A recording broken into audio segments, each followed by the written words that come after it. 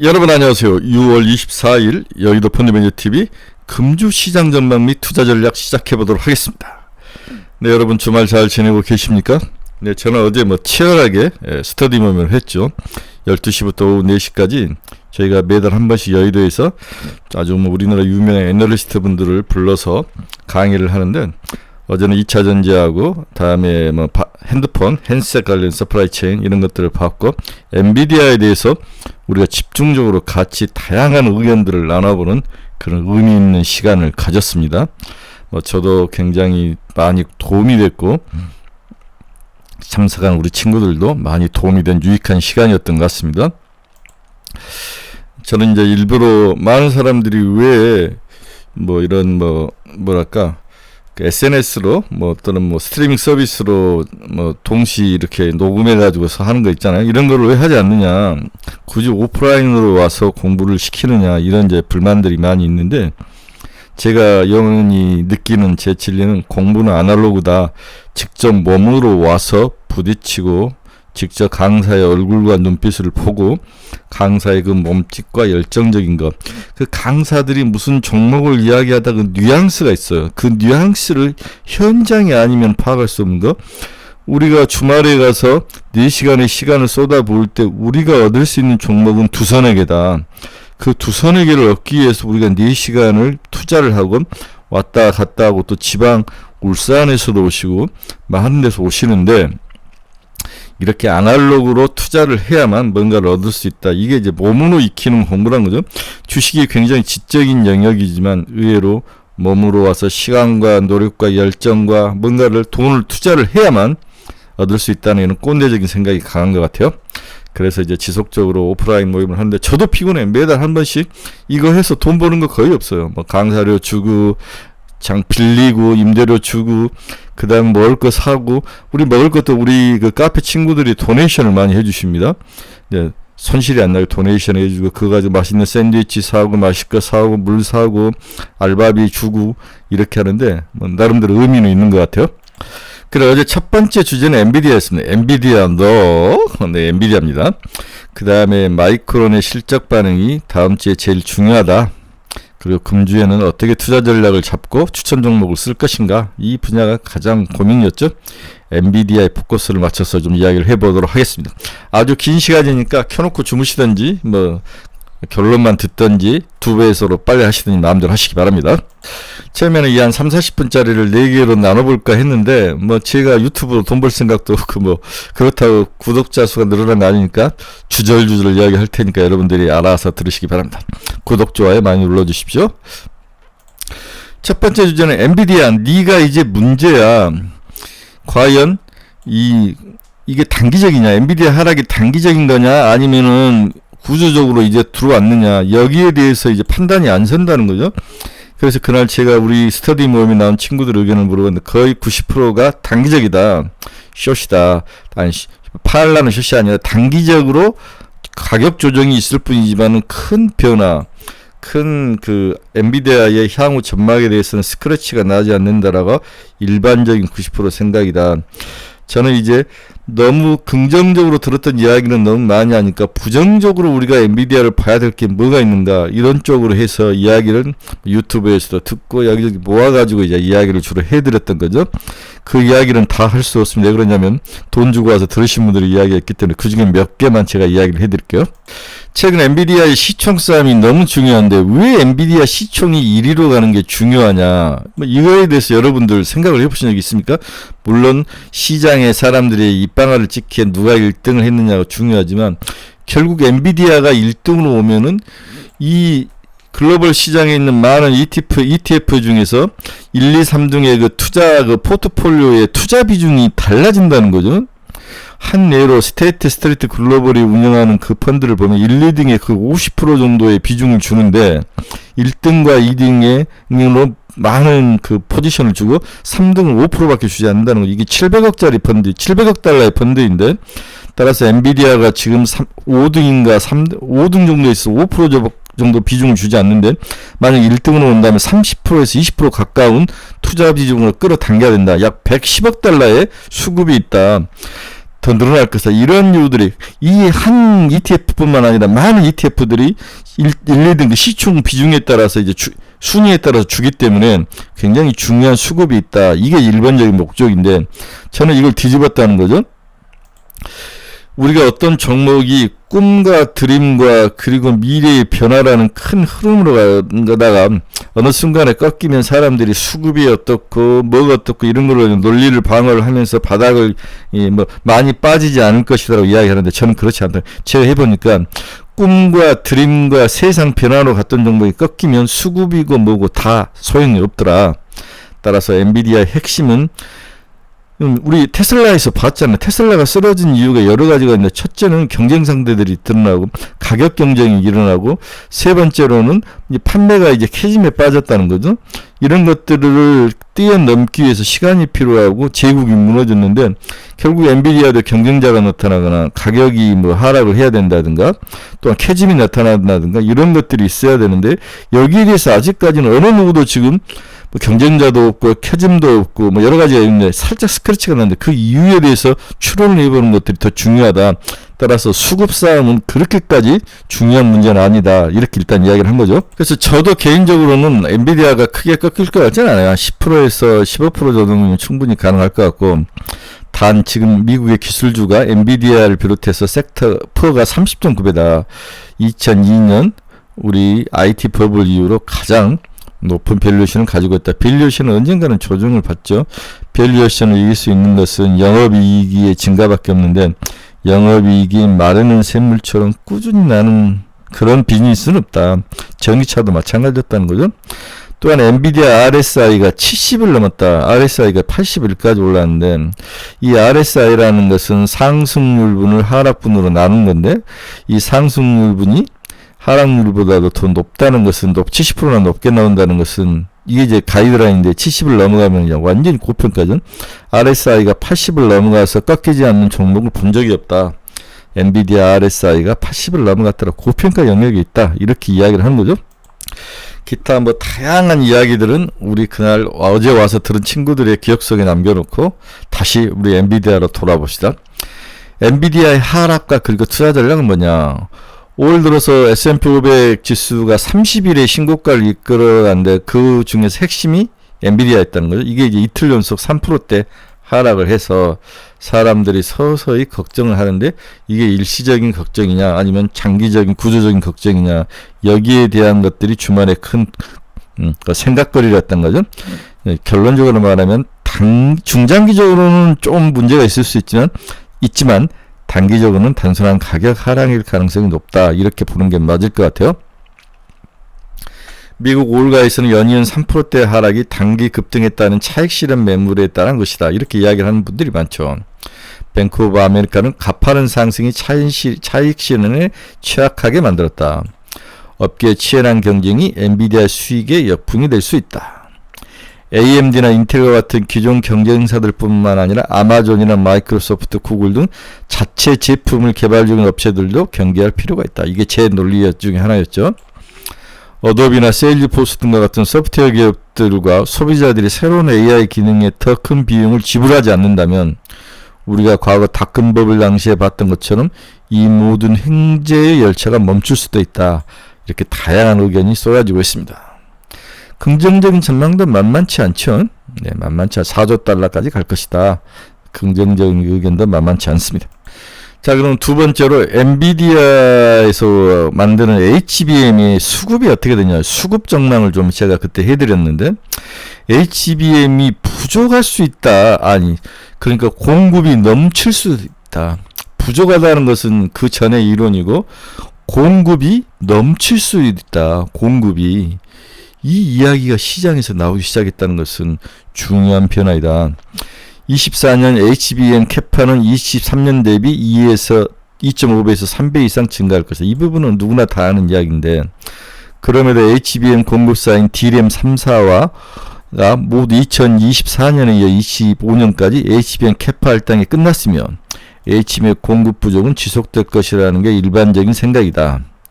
따라서 좀 더 논리적으로 과연 HBM의 수급은 공급이 부족한 거냐 이 부분을 한번 따져볼 필요가 있다는 거죠. 그래서 애널리스트들이 이 분야에 대해서 서서히 언급을 시작했다는 것은 우리가 그전에 믿었던 금과 옥조와 같은 그 가이드라인에 금이 가기 시작했다는 게 더 중요하다는 거죠. 정말 수요보다 공급이 부족한가? 이 분야에 대해서 고민을 하기 시작했다는 게 더 중요하다는 거죠. 따라서 HBM 캐파 추정치로 역사만 시나리오 분석에 따르면 HBM 수급률이 24년 111.4.8%, 25년 125.1% 수치상으로는 공급 과잉이 나타날 수도 있다. 수치상으로는. 이것을 이제 애널리스트들이 증명을 해낸 거죠. 그래서 한투증권의 애널이 그 이야기를 했는데 주절주절 이야기하지 말고 2024년에 보면은 2024년은 총 수요는 뭐 이렇게 이거 100만 1000만억 10억 100억 101 기가바이트 총 공급은 115 기가바이트 결국 총 공급이 더 늘죠. 다음 2025년으로 필요한 것은 178 기가바이트인데 공급은 220.3 기가바이트 결국 공급이 수급을 이기는 공급이 과다로 시장에 들어올 확률이 높다. 이 가능성을 일단 숫자로 나타내었다는 것은 중요한 진전이다. 우리가 금과 옥저처럼 믿었던 수급과 공급에서 공급이 부족하고 수급이 많다는 이 이론이 금이 가기 시작했다. 물론 이제 여러 가지 가정에 따라서 달라질 수 있는 것은 당연히 우리가 염두를 해둬야 되겠죠.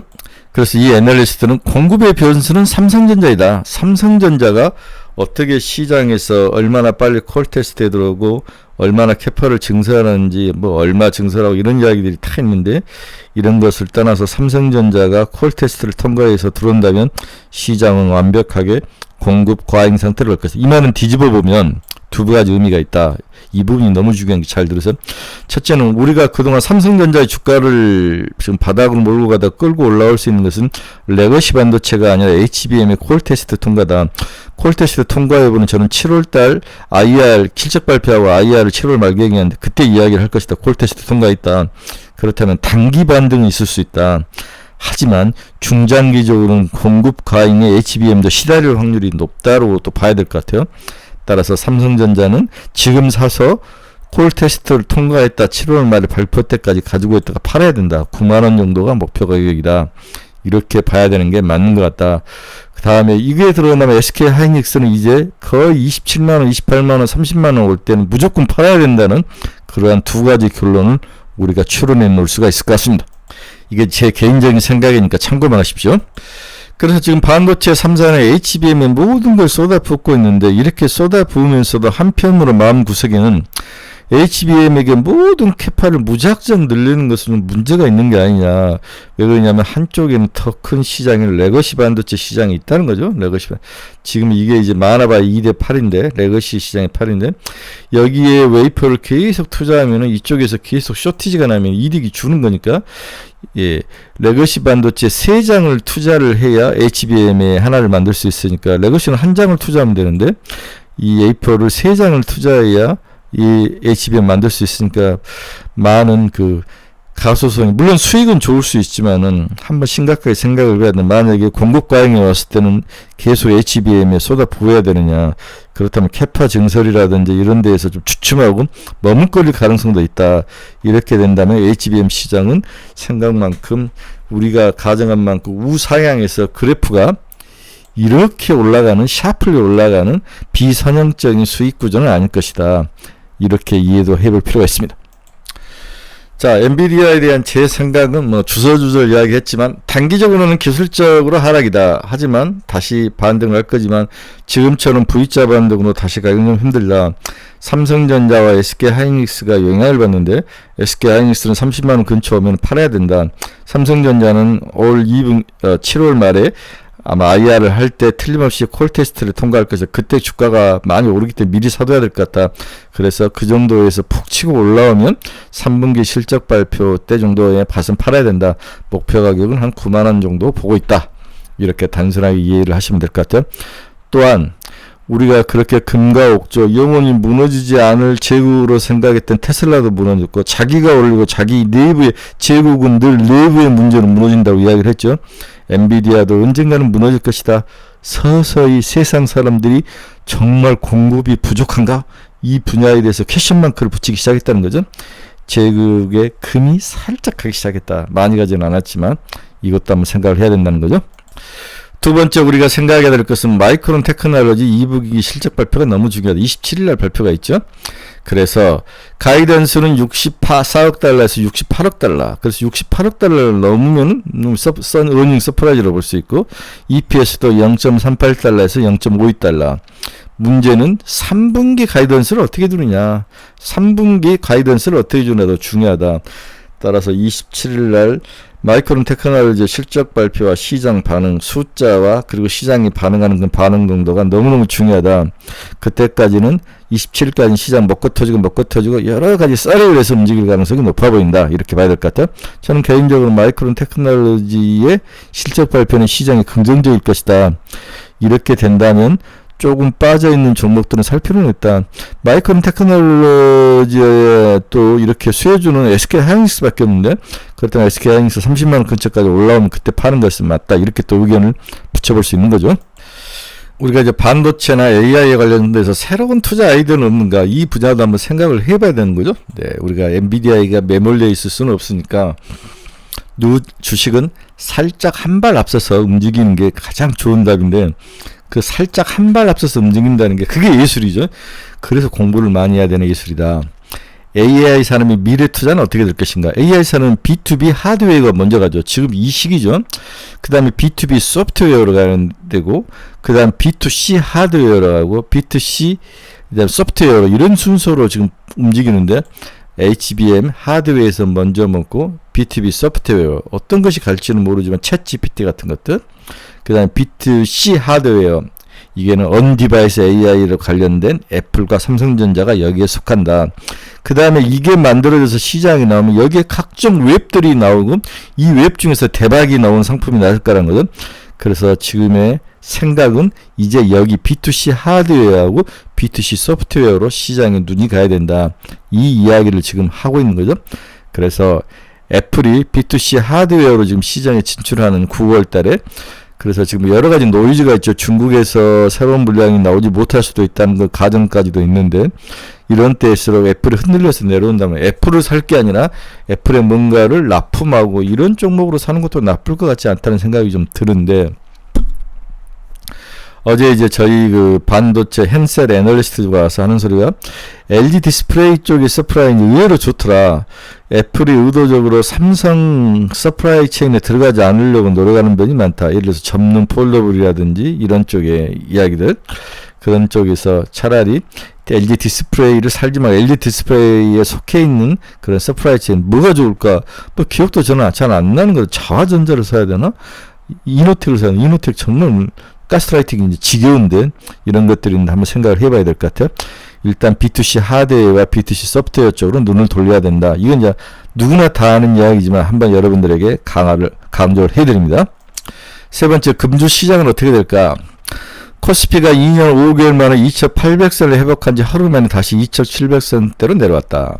달러가 다시 강세로 가고 달러가 강세로 가는 이유가 뭡니까? 이 달러 강세가 여러 가지가 있습니다. 일단 6개의 국가 통화로 되어 있는 이 6개의 통화 중에서 몇 개의 국가가 금리를 내렸죠. 예, 금리가 달러 이 환율의 움직임에 큰 영향을 미치는데 미국은 금리를 내리기가 어려워지고 고금리를 유지하고 스위스 프랑이라든지 이런 쪽은 이제 금리를 내리면서 약해지고 유럽이 또 약해지는데 유럽은 누구 때문에 약해졌냐? 바로 브렉시트. 프랑스가 이번 선거에서 우파가 승리한다면 브렉시트처럼 프랑스도 이 EU에서 떨어져 나갈 그 위험, 그 리스크 때문에 지금 시장이 유로 달러가 전체 약세가 되면서 달러가 강세로 가는 모습. 그래서 우리 원화가 더욱 고공해지면서 원화 약세가 올라가는 모습이 시장에서 영향을 미쳤다. 또한 코스피 레벨업을 이야기했던 미국 증시 강세, 채권 금리 안정세가 흔들렸던 것도 영향을 좀 미쳤던 것 같습니다. 연일 사상 최고치 행진을 이어가던 나스닥과 S&P 500이 하락 반전했고 채권 금리가 소폭 반등하면서 외국인이 현 선물에서 매도가 출회되었다. 코스피 2,800 시대가 이를 지나도 끝나지는 않을 것 같다. 6월 말에서 7월 초 정도에 코스피는 다시금 2,800선을 넘어 2,800선 중후반대에 레벨업이 될 가능성이 높아 보인다. 최근까지 코스피의 발목을 잡았던 달러 강세는 그때 되면 좀 진정이 되고 채권 금리가 하향 안정세가 될 가능성은 높아 보인다. 2보 진전을 위한 일부 후퇴다. 이 정도로 시장은 이해를 하는 것 같아요. 따라서 다시 시장에 뭔가 펌프질이 될 계기는 28일날 예정되어 있는 5월 PC 물가지수가 될 것이다. 헤드라인 PC와 코어 PC는 각각 2.6%를 나타낼 건데 전월은 4월은 2.7, 5월은 2.8, 네. 그 다음에 6월은 2.6이 되지 않을까. 살짝 안정 2.8에서 2.6으로 빠질 가능성 이렇게 예상을 해보고 있습니다. 그래서 PC 물가지수가 살짝 안정을 찾은다면 다시 7월 10일경에서 10일 사이에 있는 CPI 발표지수에 좋은 모습을 보여줄 수 있을 것이다. 금리 인하 가능성이 다시 펌프질을 해야 된다면 시장은 다시 올라올 가능성. 따라서 여름까지는 썸머매리가 이어질 가능성에 대해서 배팅을 해야 되는데 그 중간중간 사이에 있는 그 변동성을 얼마나 잘 버티고 무슨 종목으로 버틸 수 있느냐가 가장 핵심이다라고 봐야 될 것 같습니다.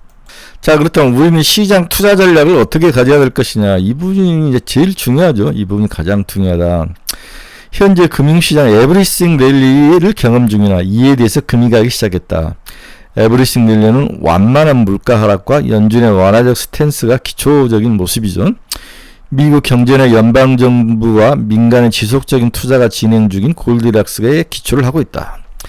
여기에 IT 산업의 확장 기조 초기 단계와 주요 AI 기업의 독점적 지위 유지도 주식시장의 프리미엄 지속 가능성을 정당화시켜주고 있다. 코스피는 현재 12개월 선행 EPS 증가로 밸류에이션 부담이 낮아지고 있으며 12개월 선행 PBR 기준으로 코스피는 3,000포인트 돌파라는 무리한 게 이 수치가 무리한 수치가 아니라는 게 일반적으로 여의도 사람들이 긍정적으로 보는 펌프질의 논리라는 거죠. 미국 경제 성장은 한국의 대미 수출에 긍정적인 영향을 미치면서 특히 반도체, 전력기기, 산업용 로봇 등 이런 종류들이 수출 증가를 지속하고 있다. 이게 자동차로 들어가죠. 이러한 수출 호조는 기업이익 증가를 지속시켜 코스피 상승을 받침할 것이다. 플렉시티와 같은 프랑스의 이 탈들이 플렉시티라죠. 미국 1차 대선 토론회 등 1차 대선 토론회가 다음 주에 있는 것 같아요. 정치적 이벤트가 금융시장에 영향을 줄 수 있지만 일시적인 영향일 뿐 장기적 상승 추세를 방해하진 않을 것이라는 것이 지배적이다. 저는 이제 아마 1차 대선 토론회에서도 트럼프의 그 강한 입이 2차 전지를 박살낼 가능성이 높아 보인다라고 봐야 될 것 같아요. 이 말을 뒤집어보면 소규모의 주식과 섹터로 시장의 집중이 지속될 것이다. 그렇죠? 네. 최근 나스닥 지수의 신고가에도 주가 상승 종목 수가 감소하는 것은 우리 한국 시장에도 똑같이 나타나는 현상이죠. 따라서 빅테크 내에서도 상승 종목 압축이 필요하다. 그렇죠? 압축하고 또 압축해야 됩니다. 따라서 하반기에는 언디바이스 AI에 대해서 일단 관심을 갖자. 두 번째, 양호한 어닝 시즌을 기록하고 있는 수출주도 굉장히 중요하다. 반도체, 자동차 이런 것들은 지속적으로 갈 확률이 높아 보인다. 두 번째는 정부가 밸류업의 확정 발표 뭔가 인센티브를 주기 위해서 ISA에 세제 혜택을 줄 가능성이 높다. 그렇다면은 누가 이 배당주가 갈 확률이 높아 보인다. 이렇게 봐야 될 것 같아요. 세 번째, 미국의 수출이 한국 기업의 성장 엔진이 되고 있는 가운데 미국 쪽으로 수출이 증가하는 거, K푸드하고 화장품. 그렇죠? 다음에 바이오 시밀러 같은 것들, 가소성이 높은 종목들, 실력도 있는데 가격도 싼 종목들, 우리 바이오 시밀러하고 화장품하고 K푸드가죠. 자, 결론을 한번 봅시다. 엔비디아의 하락은 일시적일 가능성이 일단 높아 보인다. 그러나 한번 스크래치가 났다면 중장기적으로는 주의가 필요하다. 하지만 그 정도는 아니다. 이번 여름 지나서부터는 좀 주의가 필요할 것 같아. 시장은 더욱 압축된 가는 놈만 가는 그러한 장이 펼쳐질 것이다. 따라서 기존의 전력기기, 전선, 방산, 음식료, 화장품, 밸류업, 대양거래 등으로 다시 투자 시각을 돌려서 가져야 된다. 이 6개 종목의 대표 종목만 가지고 있는 전략도 나쁠 것 같지 않습니다. 그래서 이렇게 돌면서 오면 목표 수익률을 한 20% 잡고 매우를 실현한 전략. 새로운 것에 대한 니즈는 없고 결국 먹고 던지고 다시 먹고 돌아와서 던지는 이러한 아주 악랄한 순환 매매가 시장을 계속적으로 괴롭힐 것이다. 따라서 전력, 전선, 방산, 음식료, 화장품, 밸류업, 대양거래 이 정도를 가지고 이 중에 대표 종목을 사서 계속 들고 가다가 순환매로 돌아오면은 목표 수익률을 정하고 20% 있는 먹고 파는 그러한 전략이 가장 좋은 전략이다. 이렇게 정리를 해볼 수 있습니다. 근데 저희 카페에는 제가 아침에 투자할 수 있는 종목 10종목을 올려놨으니까 카페에 들어와서 한번 보시기 바랍니다. 이게 우리 카페 회원들에게 드린 특전이니까 여기서는 말해 드릴 수가 없네요. 죄송합니다. 다음 주 주간 캘린더 한번 봅시다. 24일 월요일 미국 달라스 연은제조업 지수 나오고, 그 다음에 화요일날 2년물 국채입찰 4월 주택가격 지수 5월 시카고 연은 국가활동지수, 리치몬드 제조업지수, 수요일날 5년물 국채입찰, 신규주택 판매, 27일날 7년물 국채입찰, 천연가스 제거량, 1분기 확정 GDP, 5월 잠정 주택 판매지수, 주간 실업수당 청구가수, 6월 캔자스 연은 제조업지수, 28일에 PCE 물가지수. 그래 1분기 경상수지. 이게 이제 제일 중요한 수치이다. 그 다음에 토론도 이제 27일날 토론이죠. 27일날 미대선 토론 꼭 보시기 바랍니다. 이런 것들은 한번 이렇게 붙여놓고 봐야죠. 그 다음에 27일날 누가 발표한다? 28일날 새벽이니까 우리 마이크론 테크놀로지 실적 발표가 있다. 꼭 기억을 하시기 바랍니다. 네, 여러분 중에서 투자의 방향성을 잃어버리신 분들은 저희 카페 주소를 치고 들어오십시오. 여기에 들어오면은 모든 궁금증과 의문이 해결될 수 있습니다. 특히 종목 물려서 고생하신 분들 이 카페 들어오십시오. 카페 들어와서 제가 다 여러분들의 고민을 해결해 드리고 있습니다.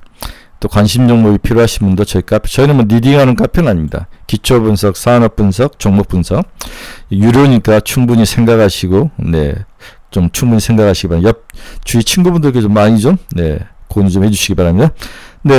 주말 저녁입니다. 이번 주는 좀 엔비디아의 실적이란다. 가격 하락이 어떤 영향을 미칠지 좀 고민스러운데, 반도체에서 돈이 빠져나온다면 다시 화장품, 전선, 다음에 K푸드 이런 쪽으로 돌 확률도 높아 보이면서 기존에 올라갔다 조정받는데 또 갈 확률이 높아 보이니까 주가지수 그래프를 매일매일 잘 보시기 바랍니다.